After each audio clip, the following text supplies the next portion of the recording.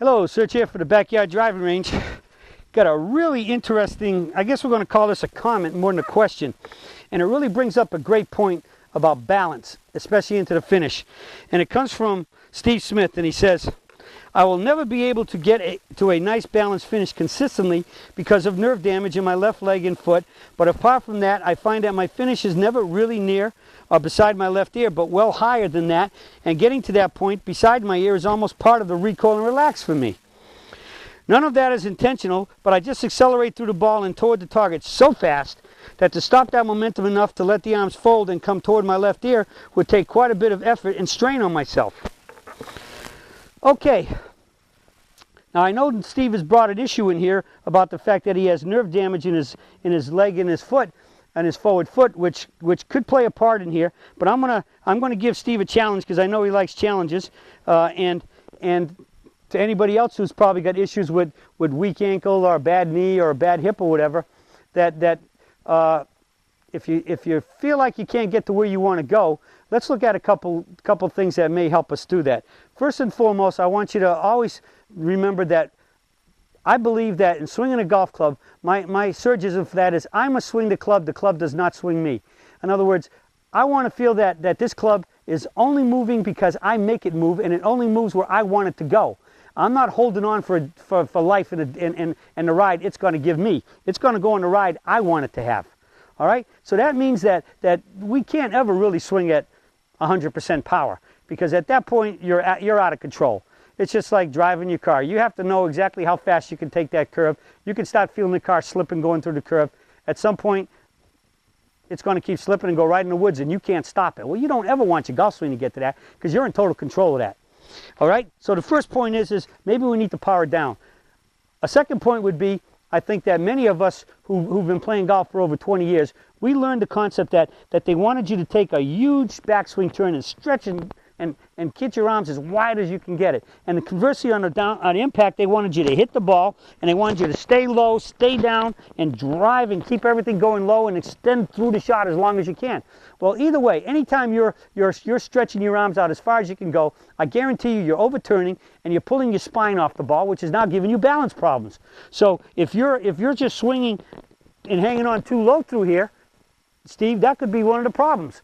I don't know, I haven't seen you swing, but if that's one of your thoughts to stay low, or ultimately if you're just swinging, and yeah, if you stay low and you're out there, when your brain knows that club, if you stay any longer, it's about to pull you forward, what's it going to do? You're going to stand here and you're going to use your strength and everything, and once you reach that point, you're going to snap it up so fast that even if you're going up to that fast, it's got a likely chance of pulling you backwards, and that's going to keep your hands away from your ear.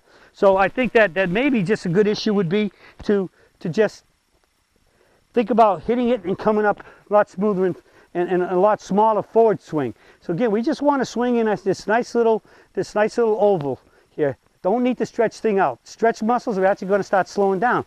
But in this case, I think if that's the issue up here and you're swinging too high, you might want to work on just calming it down a little bit.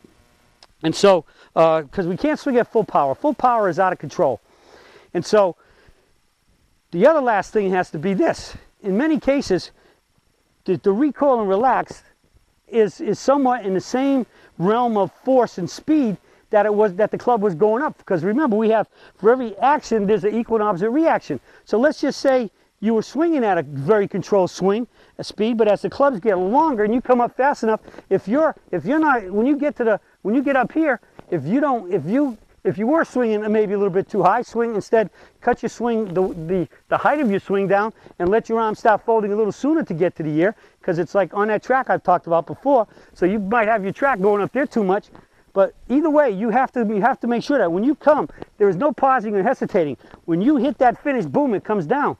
I mean, DJ said it very excellently in the driver video we shot. When I got him to hitting it 95% of his power, which he said he doesn't like to do it at all, he said, now when I make this swing, you're going to see that my recoil is going to look kind of really weird and goofy or whatever. And that's when I chimed in and I said, hey, Deej, that's because when you're swinging 95% with that driver and you're whipping to your ear, if you don't, so to speak, whip it right back down, if you don't pull it down fast enough with its force equal to it, and you just come back up and your forces are going to happen, you fall backwards.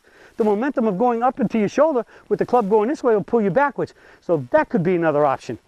And so the recoil has to be in some degree of what and close to the speed that the forward upswing was going to get you to your finish at the T finish at the ear. So like if I stand here and I just make sort of a soft lazy swing,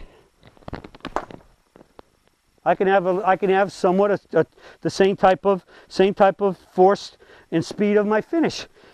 I pump it up a little bit. I pump it up a little bit more. My arms have a little bit more energy in them, a little bit more muscle tone.